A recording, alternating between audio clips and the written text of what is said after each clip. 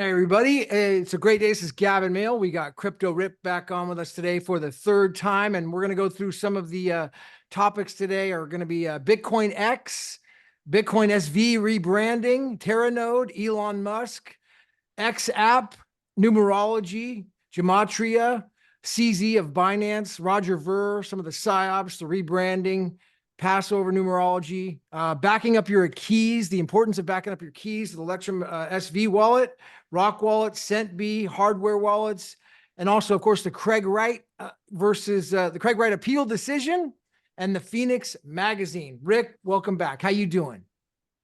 Good, Gavin. Good to be back. Third time back. It's greatly appreciated. Thanks for the return visit. So, what's on your mind? What have you been up to? And what's on your radar right now? Some of the most important things.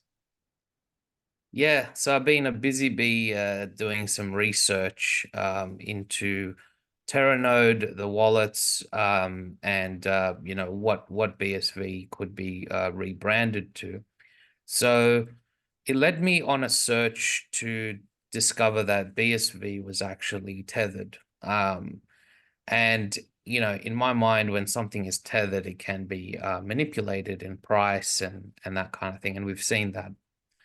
The question uh, is BSV's reputation now damaged to the point where they will have to rebrand to something else, a new logo, a new name, perhaps even migrate to a new token? So as an example, we've got Teranode, and Teranode is supposedly its own thing. And on the website, it says, BSV blockchain, BSV blockchain, BSV blockchain, and Teranode. But they never actually mention the BSV token. So it is a possibility that they either airdrop us the Teranode token, or they have an entirely new token, and you are potentially offered a buy and burn, or a mint and burn, or a redemption, or a migration, or something like that, where similar to BTC holders who got Bitcoin Cash, or similar to BCH holders who got BSV, they may do a similar thing where holders of BSV are either given a 1-to-1 or a 1-to-2 um, holding of this new coin. So I then started looking into, what could the name be? Now, Craig Wright gave us a hint saying that he may rebrand it to BIT. Where did he say that at? What video? I remember you said that. I couldn't find it. So basically, he said it, I think, in one of I think it was a tweet or something, or a tweet, in reference to something. But it makes sense that BSV is only called Satoshi's vision to, until he's determined to be Satoshi. But then after that, with the knowledge that he's Satoshi, and with the damage done with the litigation, they're gonna just change it to something more cleaner, like BIT or BITX. So what my theory was, not my theory, it was Bitfreedom's theory, and he's got a YouTube if you want to check out these things. He's on YouTube, The Freedom. Yeah, Bitfreedom. And basically the theory is that in line with X app and Elon Musk and this whole X phenomenon, the theory is that they will rebrand it to Bitcoin X. So I actually did just some quick numerology on Bitcoin X, and it looks like it's a hit. Basically, Bitcoin X in simple gematria is 96. And we know from previously that 96 is also, Satoshi Nakamoto in the golden ratio. Bitcoin X in the English ordinal is also 96. And remember, sixes and nines are the same. They're just inverted, so it's 6, 6. Long story short is I think they're going to rebrand to Bitcoin X. And I think Elon Musk is going to run, this Teranode type off, like his app off Teranode. But whether they actually, the question is, what will they do with our BSV? There is a theory floating around that only people who could prove clean purchases of BSV, i.e., they prove that it's not from money laundering or drugs or whatever. If they can prove it, they can be offered like an airdrop or some redemption for that, and they get the Teranode equivalent. If they can't prove that they bought it legitimately, they basically either have it frozen or clawed back, or basically the full legislative powers of BSV, Bitcoin, used against them. Because Craig, everyone likes it when Craig says, "Oh yeah, blah blah blah," the scammers and the drug people and Silk Road and all that. But if you bought it off an exchange like, I don't know, KuCoin or something that's not KYC'd or something, BSV may be used against you. And then they may say, hey, you're not eligible for, this new token. You're not eligible to keep your BSV. You have to surrender it back. He even says that anything that can't be proven, you don't own, which is scary. It's a scary thought. So basically, that's what we're thinking now. There's also a thought that, BCH, BTC, and BSV will combine to form Bitcoin X. And instead of a 20 million supply, it will become a 63 million supply. Again, the number 36. But with different ratios. So with BTC, maybe you're offered a 1:5 ratio, or BCH, you may be offered a 1:3. And then BSV, you're offered a 1:1 to get this new Bitcoin X or whatever. Bitcoin X, in theory, could be another token altogether. It could be a smart contract token where they just basically transplant the face of Bitcoin into that smart token and say, poof, this token is now Bitcoin X. They can do that. There's nothing stopping them from doing that. And, as a synchronicity, we know Corium and Xcore have these smart token capabilities where they could change a token from one to another. So they could have this, let's call it a stem cell, and let's call it Teranode token. They could say, okay, if you meet these criteria, your BSV magically turns, from this to this. And they can do that. And the BSV and the Teranode token can actually, metamorphosize into Bitcoin X.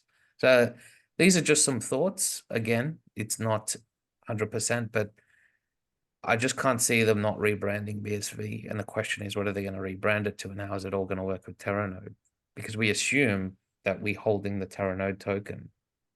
And we are, but what if they do something else? What if they fork? What if they airdrop? What if they,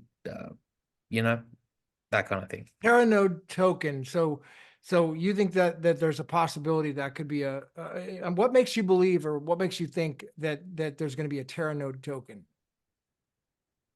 Well, they just keep saying BSV blockchain on the Teranode website or the BSV blockchain website. They generally refrain from saying BSV.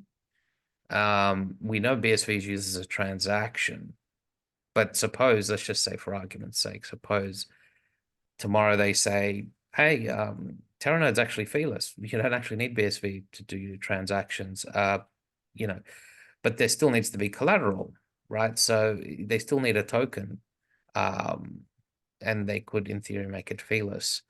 But basically, the reason why I'm speculating is they haven't expressly said that, like, okay, so you got BSV blockchain, BSV is the token, and that's going to be Teranode. But what they've been saying is, we've got Teranode working, doing all this scalability, but the BSV we're using now has like confirmations, and sometimes it takes time and stuff. So it's like, could they be two different things? I'm not sure. So have you heard of the thing? We had this big hackathon in San Francisco where Jack Liu and the Degens, they came up with this thing, BSV is dead. I don't know, did you see the video where they said BSV is dead on the interview? And they put it on the whiteboard at the thing, at the show. It was on CoinGeek, and it was at the hackathon. I was there in person. So he put BSV is dead. And I'm wondering if that's like along the same lines, if it's just like the brand, like you're saying, is damaged, the coin I think brand, and I that think so. I think BSV is dead from a marketing point of view. From a coin point of view, it's solid, but from a marketing point of view, it's taken a hit.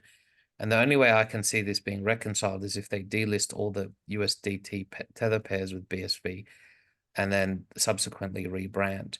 But as long as it's tethered, we know from CZ's quote, not CZ, but CZ's account, which is run by the NSA and stuff. But these accounts said if the assets are like the Titanic, if they're tethered, they will fall with the ship. If they're untethered, they survive. so was So that a tweet that CZ made? yeah, so CZ, CZ, it's like saying Justin Bieber's account. Like Justin Bieber's not sitting there tweeting. Like these billionaires don't have CZ's time. he's in jail. He's in prison right now, so he's definitely not. Yes, yeah, that's another thing we'll need to talk about. But what I'm saying is the NSA have these coded tweets, and they basically said if the Titanic sinks and you're tethered to it, you're gonna sink with it. So if you're tethered, if you're tied to Tether, you're gonna sink. So BSV will basically liquidate. But I suspect that just after it gets liquidated, they'll delist the pairs and then they'll either resurrect it through a rebranding or through an airdrop of another token that's fresh and that has not had been tainted by Tether, and then say any existing BSV holders that held through the liquidation are eligible for this smart contract redemption, but the conditions are that you need to prove that you're KYC and blah blah blah, and basically not be a criminal. And then less than 10% of BSV holders will actually be able to prove that.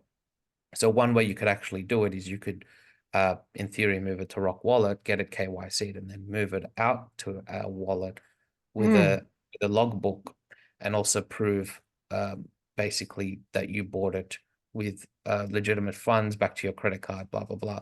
But the reason why I'm thinking Bitcoin X is a sure thing is because when I put in Bitcoin X Elon Musk and BITX in Elon Musk, basically with BITX, I got 33. Again, it's a significant number. And in another cipher, you get 55, which is the same as Satoshi Nakamoto. 33 is this, 55 is also the 10th Fibonacci number. You put into Gematrix, you get Neuralink Bingo and Trillionaires. So the numerology is significant for both Elon Musk. If you put in Bitcoin Elon Musk in Hebrew Gematria, you get 589. For people who are in the XRP type community, they'll understand the meaning of 589. But long story short is that the symbology for Bitcoin X is actually adding up. So I'm thinking that that's what they may do. What is the relevance of trillionaire? Well, how No, does that? so there's this thing called Gematrix. It's a website where you can put in a phrase, and then it will give you other phrases associated with that phrase. So as an example, let's say I put in Cryptorick, it may come up with interesting, or intelligent, or something like that. It will just come up with phrases linked to that numerology, right? As an example. So if you put in Bitcoin X, it actually comes up with descriptions. So the first one was Neuralink Bingo, and the second one was Trillionaires. So it's almost like saying, if you believe in a coded simulation, it's like saying the same mathematical foundation that runs this world that we live in is basically linking those two concepts together.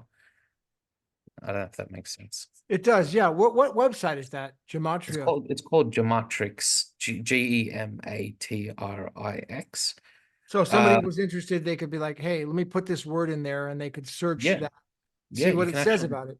It would be, basically it may be a way to like see, well, what is the powers that be? Look, think about this thing. exactly. It's like seeing what the Matrix has coded for that word.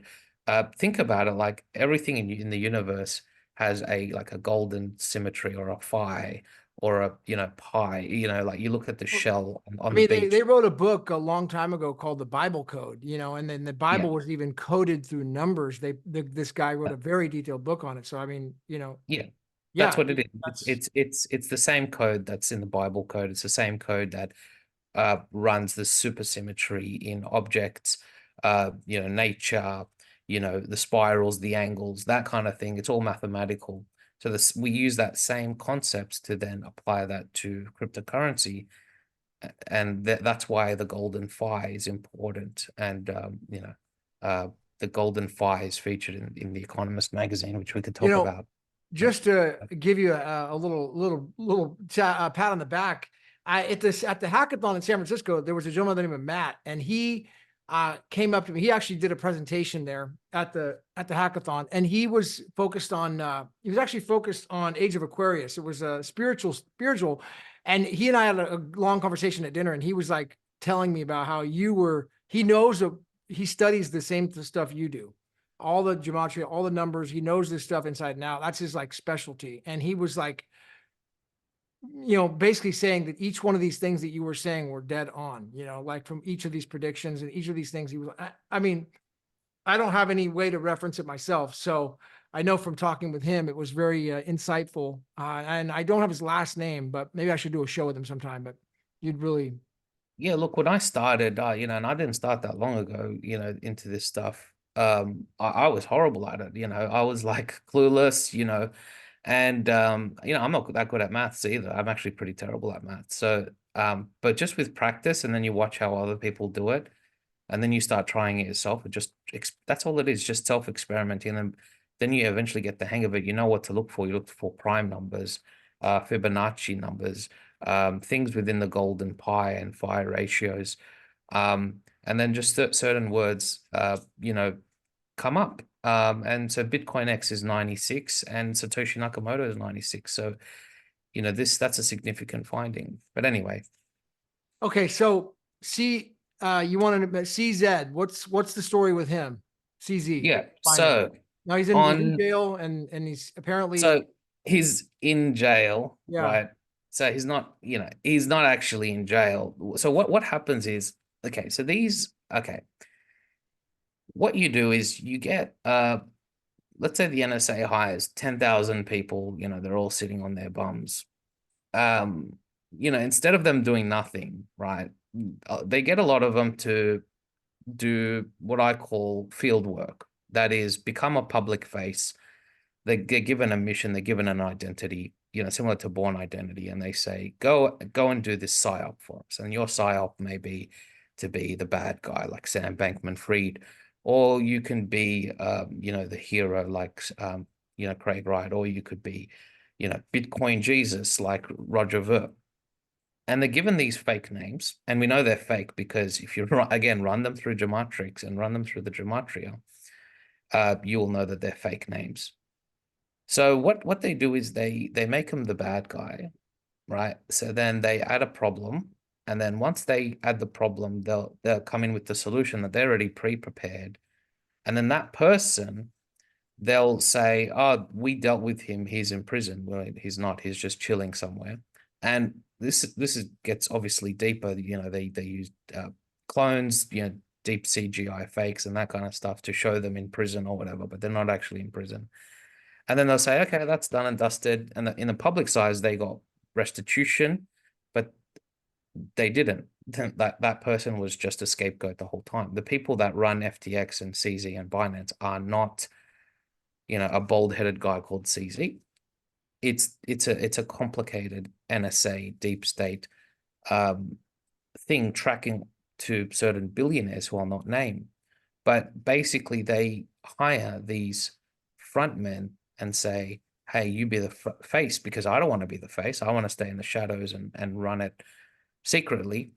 But we'll get these frontmen to be like the stupidos, similar to what they're doing with Biden. They just get some senile looking, bumbling fool so that people could blame everything on him. Anyway, the point of CZ is on April 30th, which was Passover, the date of Jewish Passover. It was very strange. Both Roger Ver and CZ were, CZ was charged, and Roger Ver indicted. Now, isn't that interesting that on CZ, that I think, one was day, sentenced. He was sentenced. sentenced, that's right, Yeah, and sentenced. then Roger Ver was arrested in Spain. Yeah. So again, it's I know it's fake news. Number one, the date that they chose was the Jewish Passover, and I'll go through the numerology in a bit. But basically, the second reason is they had 365 days, but they chose this one day to do the 2-in-1. Why? Because it was a ritualistically important numerology date. Number two, it just goes to show you that this is they're fake charges, right? But I'll go through as an example, CZ. CZ was sentenced for 4 months. He holds up the number 4. His net worth is 40 billion. He was sentenced on April 30, April being the 4th month. On day 121 in the Gregorian calendar, okay? And basically that adds up to 4 because day 121 of the year is 1 plus 2 plus 1 is 4. Of the Anno Lucis calendar, which is the calendar that the elites use, which is called the calendar of light, it's day 311, which is the 64th prime number. So if you put into Gematrix Zhang Peng Zhao, which is his full fake name or his alias, and you actually get 49 in writing, 49. So remember, he was sentenced on the 64th prime number date, and his gematria is 49. So 64 and 49 are the mirrors of each other. US prosecutors had recommended a 36-month sentence for Zhao. Again, that number of the Phoenix, 36, and that adds up to 9, and 9s are 6s. Binance was forced to pay a $4.3 billion penalty, which is, so 43 is the 14th prime number. Now, interestingly, this is where it really gets specific. If you put in CZ in English Gematria, in Gematrix, you get 174. He was arrested on the Julian calendar of the 17th of April, which is the 4th month, so 17/4. So I just want to reiterate this. April 30 was the Gregorian, but the equivalent was the 17th of the Julian calendar, 17th of April, okay? Because there's a delay between the two, and the Orthodox viewers will know what I'm talking about. There's always 2 Easter dates because one's Gregorian, one's Julian. In the Julian calendar, he was actually arrested on the 17th of April, which is 17/4. His numerology, so the CZ in numerology in the English cipher is 17/4. So this shows to me that this was a fake arrest. This was not a real arrest. This was something to basically say you're the bad guy. We're now giving you the punishment to then bring the next step solution, then the regulation, and it's all problem reaction solution. And that's how they get away with it.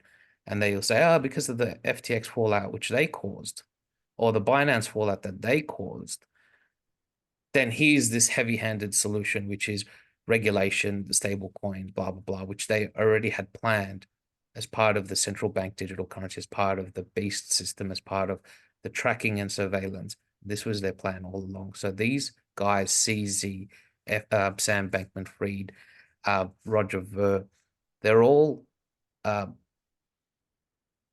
basically not actors, but they're just people given a script to play, and they usually have links to central intelligences through China, Russia, the US, and they're given these pseudonymous names, and they say play this role, and then you get the fallout, and then we're not actually going to put you in prison. We're just going to put it on paper, and meanwhile they're in the Bahamas or something, chilling and laughing at us all. And it's time that we wake up from this, delusions, right? Yeah. So So, all right. So you mentioned the CZ now and Roger Ver, PsyOps, Passover, numerology.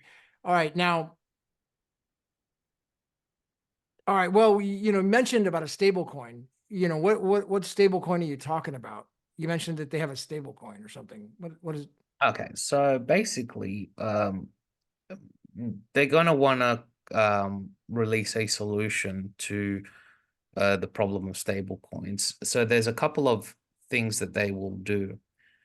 The first obvious stable coins will be something like XRP, XLM, because they're going to be not stable coins in the sense that they're worth $1, but they'll be a kind of like similar to Ethereum. They're going to be like, so the best way I can describe that is like, let's say I sell $100,000 worth of Ethereum, the price may only dump by $100 or something like that. Or like, let's say I sell, like $50,000 or $100,000 worth of Ethereum, like the price isn't going to drop, $1,000. It's going to maybe drop like $50 or something, like $100, if that.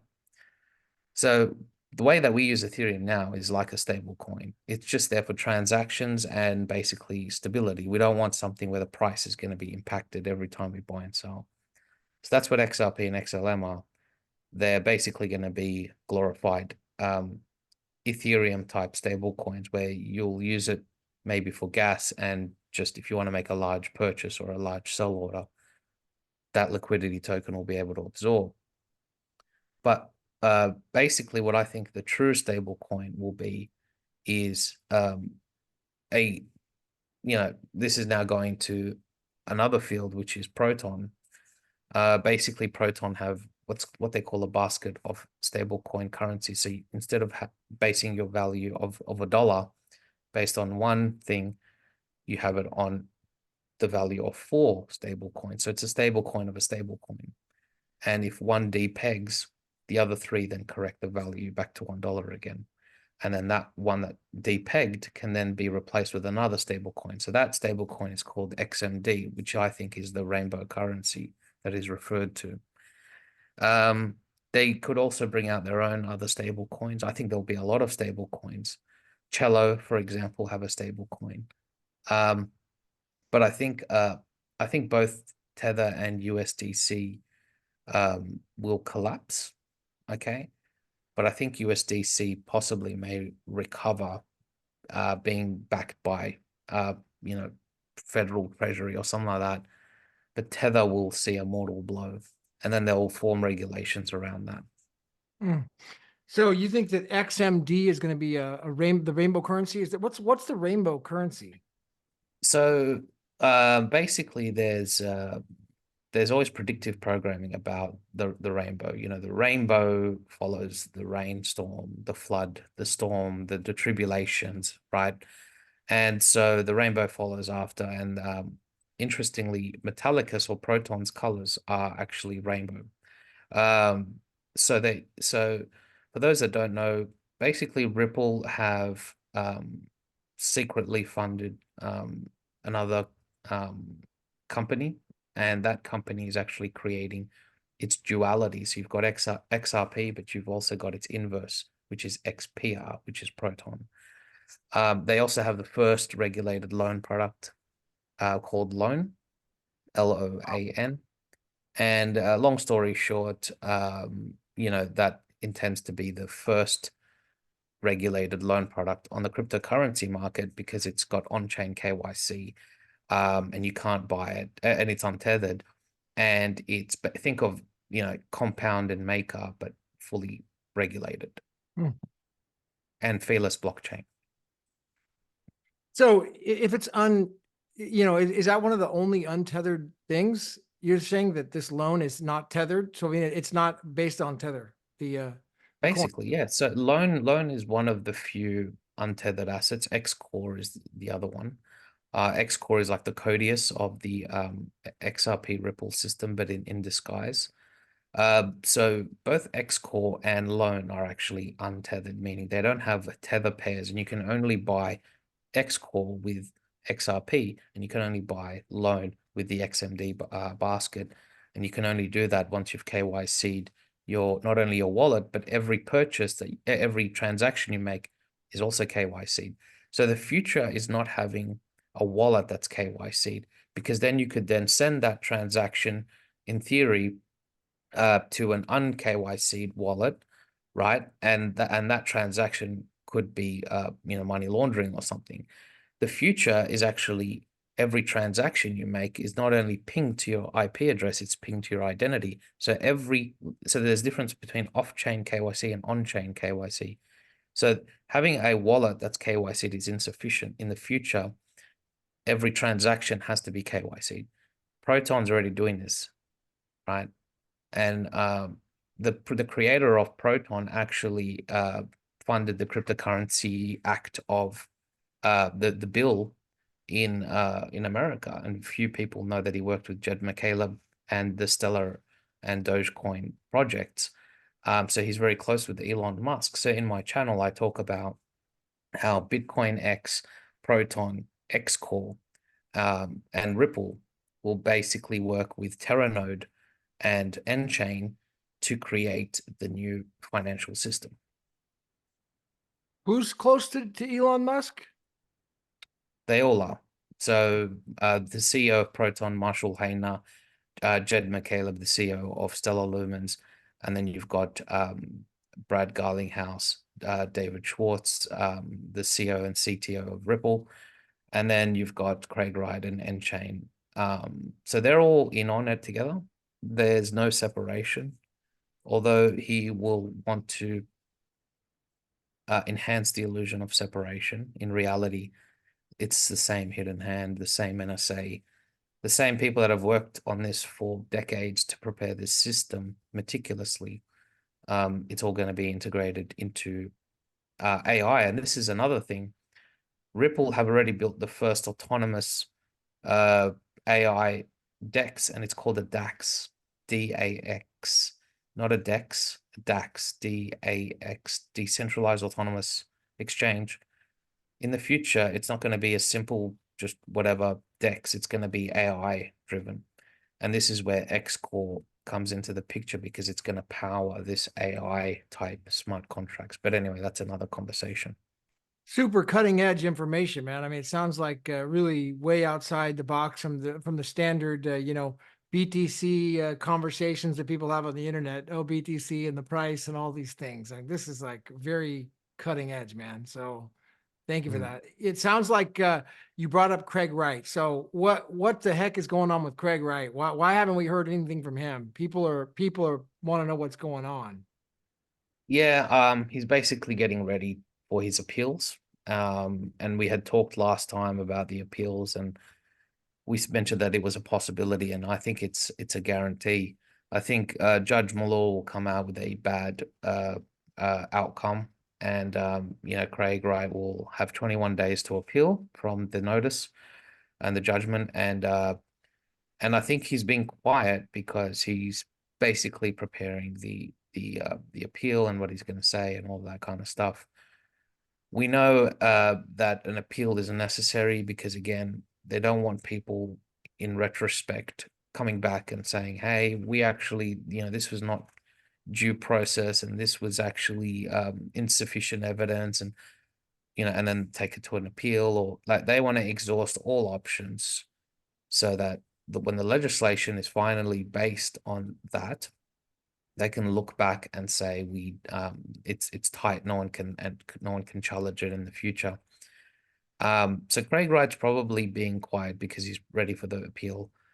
And if the judgment, let's say, comes out, let's say this month or next, then 21 days later, so add another month. And then how long do appeals last for? 6 to 8 months, something like that. At least, So we can expect this time next year for the full strength of BSV / Teranode / Bitcoin X to rise. I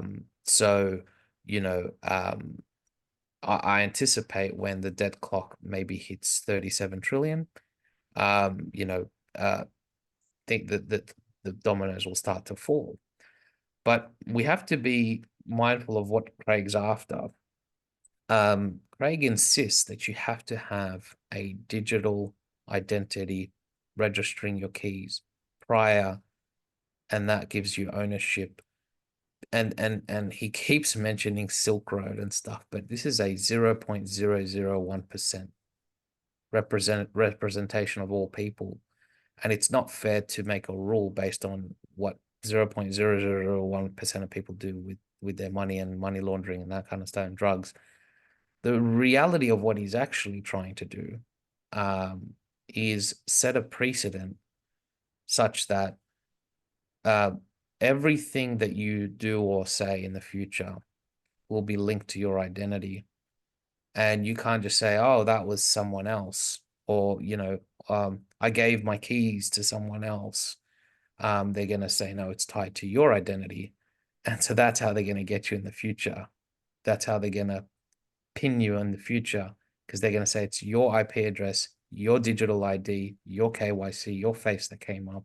You're the one who moved this transaction. You can't blame it on granny, right? Or if you want to, for instance, let's say, pay taxes and such, they're going to see exactly where the money went from person A to B. And you can't say, I donated whatever, or I gave away that money to my granny or something. So this isn't about Satoshi Nakamoto. This is not about BTC laser eyes. This is not about, Craig Wright being right and everyone being wrong. This is not about small blocks or big blocks. This is a more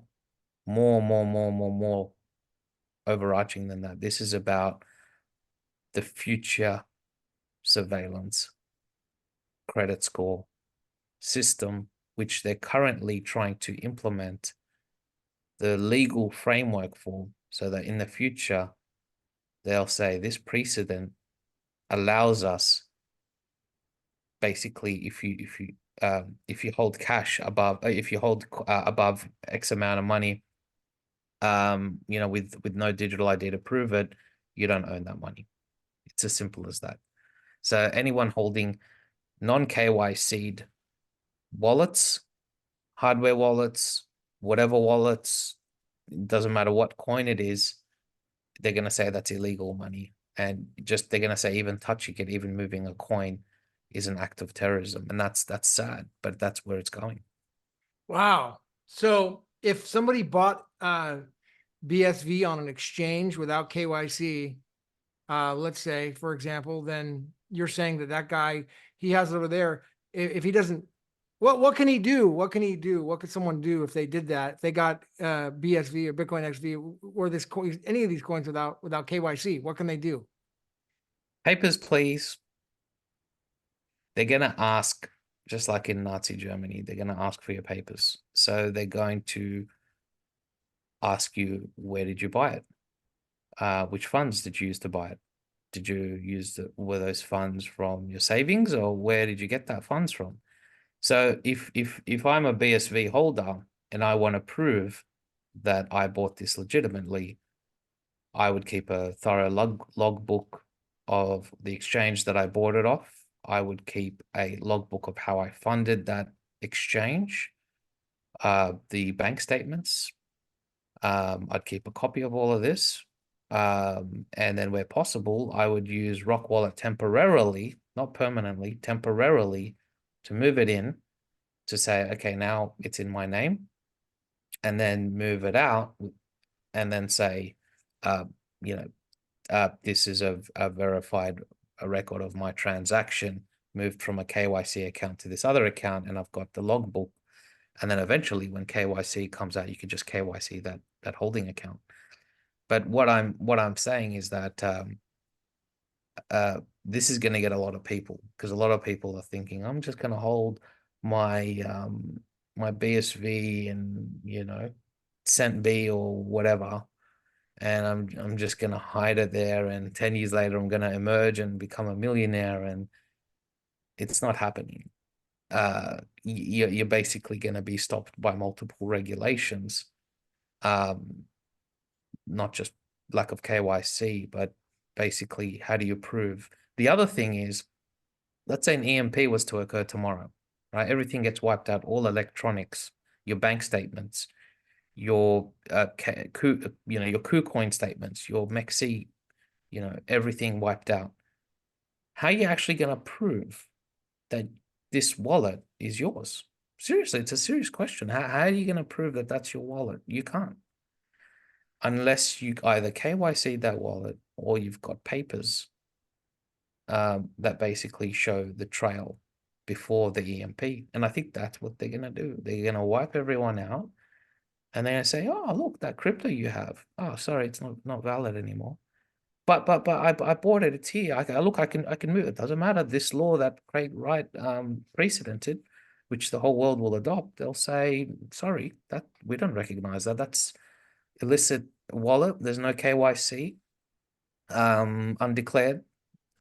Basically, we deem this drug money. They're going to look at it like drug money. This is the thing. They're going to take that 0.001% of people, and they're going to then throw the baby out with the water, and anyone holding unverified money will be looked at like a drug dealer by design, because they don't want people curbing the system. They want everyone onboarded, recognized, identified, and tracked, basically. So are you saying that what somebody could do is, let's say, they lost their records, they bought it legitimately, let's say, right? But they don't keep very good records. Let's just say it's very hard. You got all these things, you got a million yeah. Let's say they don't have. What do? They put it on Rock Wallet or something like that, KYC it, legitimize it, and then put it into I think you mentioned earlier, Electrum SV, or some sort of a way to back up the actual private keys. Yeah. So basically, Rock Wallet is not the most ideal long-term for holding. Think of it as a temporary KYC holding bay. But the true wallet that you ideally should hold your wallet is any wallet where you can export the master private key. So a lot of people in our community have a little bit of funds in CentB, a little in Rock Wallet, a Cash. little in yeah, and all these Handy Cash and a Lipple. But unless you can export the private key, you don't own that. You don't own those funds. They give you a seed phrase, right? And they'll say, this is what you need to access the account. But let me tell you something. The seed phrase is not the ultimate controller. That's scary. So you're telling me that the 12, they always say the 12 words, get your 12 words. I mean, I thought the 12 words is all I need to remember. Then I'm good. Nope, it's a PsyOp. Have you ever mentioned Craig once mentioned about seed phrases? Seed phrases, about the 12 words. He never mentioned anything about the 12 words. He didn't say, everybody get your 12 words. I don't think I ever heard him say that. No. He always says keys. He always says a slice of the key, a slice of the key. In the hodl not trial, slice of the key. I gave a slice of the key. It's always the key, the private key. Yeah, that's even in the court case. Yeah, you're right. You're right. That's he did. He not even yeah. then He yeah. knows seed phrases are a PSYOP and hardware wallets are a PSYOP. I'll tell you why. Let's say you go to Decent, you go to Ledger, whatever, blah, blah, blah. They give you a seed phrase, right? You think you're safe because you're putting your thumbprint and, oh, look, I'm putting in my little, password, and no one's going to break out of this because they need my thumbprint. That's a load of crap, because Decent holds the master key, but they don't tell you that. They give you a generation, like a lower order generation of keys in the form of a seed phrase, and that's how they backdoor you. It's actually very simple, and that's why Craig Wright destroyed the hardware wallets as a kind of, besides ritual, as a forewarning that, hey, hardware wallets in the future won't exist. Because after this is all said and done, when everyone gets backdoored, he's going to say, see, I told you. It's adding a counterparty that doesn't give you a master private key is Dude, not safety. Now, wow. interesting. This Yeah. is Now, so we should consider ourselves lucky to know. I mean, here's the thing I want to find out. Like, I guess what the heck do I lose by not just getting my private key and a little bit of time, I guess, and figuring it out? Is that all? It doesn't yeah. cost me any money. You're not charging people to do this. I'm not charging people to No, do this. no. So I did We a don't free. make money, and we're not saying buy this, exchange, or that. Yeah. So Yeah. I guess if I were watching this, I'd be like, well, what do those guys have to get? What's their benefit? I'm not So seeing I have zero benefit. other than Free just giving notice and being on it, being transparent. free videos. I don't have Patreon. I don't have any of that stuff. Right.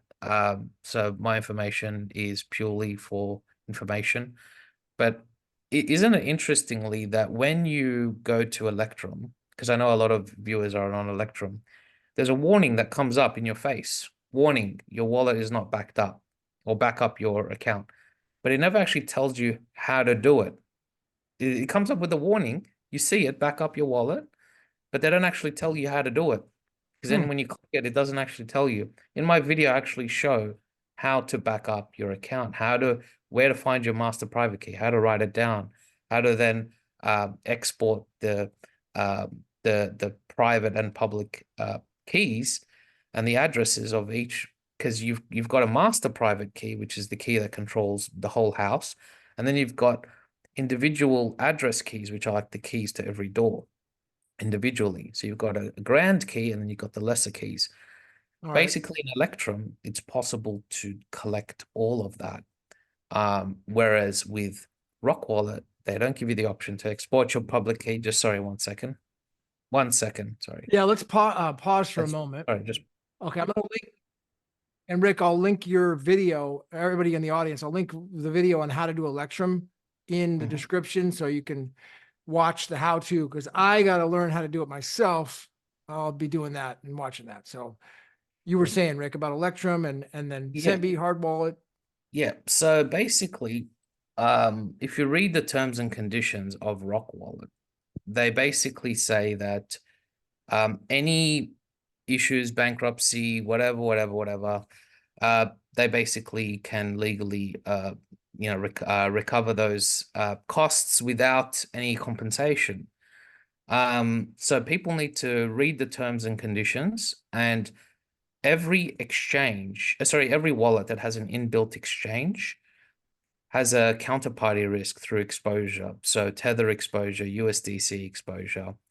Electrum SV does not have that exposure risk because there's no inbuilt exchange, and it's a MIT license. We know that Satoshi Nakamoto, MIT.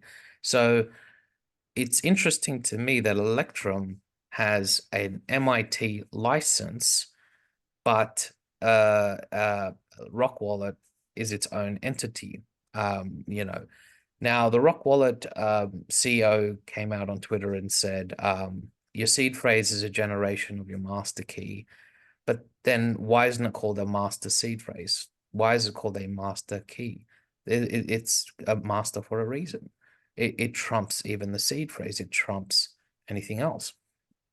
And then the argument that it was like as an example, in Rock Wallet, you can only have one account, one KYC'd account. And then when you try and KYC another account, it says, sorry, you've already got another account here that's KYC'd, you can't. So I'm going to basically say, look, all hardware wallets, all of them, doesn't matter which one, I'm not specific to one, I'm saying all hardware wallets are PsyOps. Because let's say an EMP was to happen right tomorrow, and then they will say, oh, the quantum tech has now had to be upgraded. We no longer deem that BIP 39 seed phrases are safe. As a result, we won't be recognizing that anymore, because that's now deemed an inferior method of securing your account. So then when you go and type in your seed phrase, they'll say, sorry, seed phrase type not recognized, and you're basically stuffed. And if you don't think that this is possible, I'll direct you to an experiment. Take your Electrum seed phrase, then go to Rock Wallet, try putting it in. It's not going to recognize it. Even now, without an EMP, your Electrum seed phrases are not compatible in Rock Wallet. Try it, right? Try it. Electrum have their own type of seed phrase. And we know this because if you use the other Electrum wallet, the Electrum Bitcoin wallet, the one with the blue proton symbol, which is another story. Basically. Oh, Electrum has a blue proton store symbol? So there's there's the Electrum SV wallet, and which is the fork of the original, which is the Electrum Bitcoin wallet, which is like a BTC wallet, but it's got a blue symbol with the B. And that's significant. Proton, Bitcoin, Electrum, they're all referencing the atom. But the point is that when you actually try and import it, it says, which seed phrase type do you want? And Electrum is its own seed phrase type. And then separately, you've got whatever BIP, whatever. And when you try and use the other option, it says warning. This seed phrase type is not secure. It's not safe. Are you sure you want to proceed? So it's already telling you that some seed phrase types are safe and some are not. Some won't even be recognized in the future because in the future, it's not going to be deemed a safe way. The ultimate thing is to have your master private key. And if you can't access your master private key, at best, to have the individual private key of that account. And as I like to say, not your private key, not your crypto. What's the difference between the master private key and the individual private key? Right. So basically, the master private key is the key that controls, let's say, all 100 of your addresses. So you know how in Electrum it auto generates a new address every time, blah, blah, blah. That master private key controls it all. All of those 100 addresses, in theory, are generations of that. The individual private key is only controls that generation or that account address. Let's say my receiving address is ABC123, and I've got a key for that. That's the key to that address, but it's not the key to the other address, which may be ZY6123. So, like I say, master private key is the key to the house. Individual private keys are the keys to the doors. You have a different key for a different door here and there, right? One key does not necessarily open the next door, but the master key opens them all. So you want to ideally have the master key and the individual private key for every account that you hold. And I go through this in my video YouTube tutorial on how to actually back up your keys on Electrum SV wallet. Super interesting. All right, so we'll watch that. It's going to be in the description below about how to do all that. And that sounds like it's a really kind of a 911 warning to people like, hey, do this, basically. It's what it sounds like what my warning. So thank you. I will make time and do that.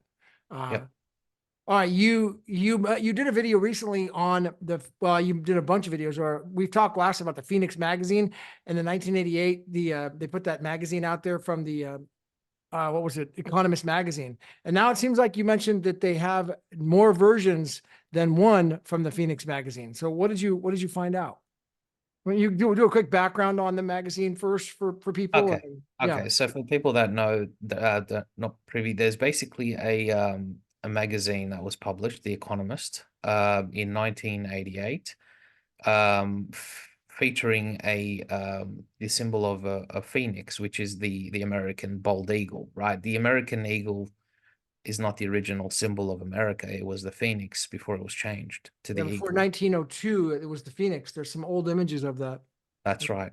So all the images on the US dollar is all referencing the Phoenix. So in this magazine, it had predictive programming, basically predicting a new world currency in the future, and it had the US dollar bills on the floor burning in fire. Basically, it was showing that the US dollar would one day be burnt, and the symbol had the symbol of the phi, which is like the stellar lumen symbol, like a circle and the one, like the dash. And then it also had 2018, like a gold coin, and it had 2018 on the coin. And then it had 10 and then Phoenix. And it was wearing a crown, similar to the crown that I have, right? So basically, I there was that original copy, the digital one, but I found out that there were actually paper copies, but the paper copies, the scanned ones, were actually different to the original, whichever the original was. But it seems like there was a Mandela effect because there are actually now 3 versions of it, and each one has different titles. So on the magazine, it has, on page 4, this is what this description is. But now page 4 is something completely different. So there's actually 3 versions of this, which lends me to the idea that, you know, CERN and basically we got into this, you know, Mandela type alternate timeline. But regardless, the point is that you know, basically, you know, we the golden phi, right, had the symbol of stellar lumens, but also it's got the number 2018, which is the year that BSV was forked. And we also have the alternate magazine, which has 8026. And interestingly, the number of phi, the golden ratio, is 1.618, right? So the 8026 could be seen as 1168, right, which is the number of phi itself. When you put in phi into Gematria, you get the 33, which is the same number as proton, which is, you know, those same references to Bitcoin X, etc. And you get some very interesting synchronicities there. Yeah, so I did a whole video basically going into that. And, you know, if people are interested, they can actually check it out. But phi in English Gematria is 198. So you get the 1 plus 8, so 99, so the 66, 66. And you just get a lot of these synchronicities there. And so, long story short, I think in 1988, they had started planning Bitcoin X, Stellar, XRP, XPR, Proton, Loan. You know, interestingly, the phrase for The Economist magazine was "Get ready for a world currency," and loan is, you know, get ready to loan. So it's got the same type phraseology. So it seems like Proton loan will be what banks will use, and they could use Bitcoin X as collateral to send out these KYC loans. So I think that was predictive programming from, you know, almost 36 years now. So we're in the 36th year of the Phoenix magazine. So I anticipate that when the debt clock hits 36 or 37, they will trigger that Phoenix. 36 or 37. Where are we at now on the debt clock? I think it's like 34, 35. I'm not sure. I haven't checked, but we still got a couple more trillion and to hit that magic number. Wow. So that seems to be the magic number that, yeah. I mean, has there been any, since you've been doing this, can you point your finger to any things that you've been correct on in the past where, like, you know, you looked at something on these numbers and these predictions and then, yep, this is what happened? Yeah, all the time. I mean, part of the reason I was able to discover certain things was because of the numbers, because people lie, humans lie, but the numbers don't lie. So anytime I want to corroborate something, you know, I always found it through, you know, the study of numerology. You know, our ancient people, you know, they did it, you know, Pythagoras and you know, the Vedic traditions. This is not a new concept, the Chinese. Us modern people, we've lost it because basically it was seen as kind of, you know, wackery. But now we're at a understanding of the universe as a mathematical type construct, as a mathematical simulation where events are coded, and you know, you through the study of numbers, even in nature, you can figure out certain things, certain characteristics, and nature tends to follow these golden ratios. You know, even in our appearance, you know, the symmetry, etc. That if you do, Leonardo da Vinci did the study of the ratios between different body parts and found that there was a golden ratio. So that's how the matrix is coded. So if you then use that to study cryptocurrency, you'll find that markets run on a similar concept. It's not some guy sitting there buying and selling that causes the market to fluctuate. The market fluctuates on an algorithm based on the golden file, the Fibonacci's, and other patterns, and that's why they call it the fib, the golden pocket. You know, traders use these terms every day, but they don't understand. But people who are actually aware will know that the fib and the golden pocket are referring to certain ratios. So when it goes to a certain ratio, a certain number, it then triggers it to go back down and then up and then down. And it's not actually, someone buying and selling. It's, so yeah, it's basically following on from that is we take those same Fibonacci and golden fire ratios, and then we then check individual cryptocurrencies and see which ones are the chosen ones.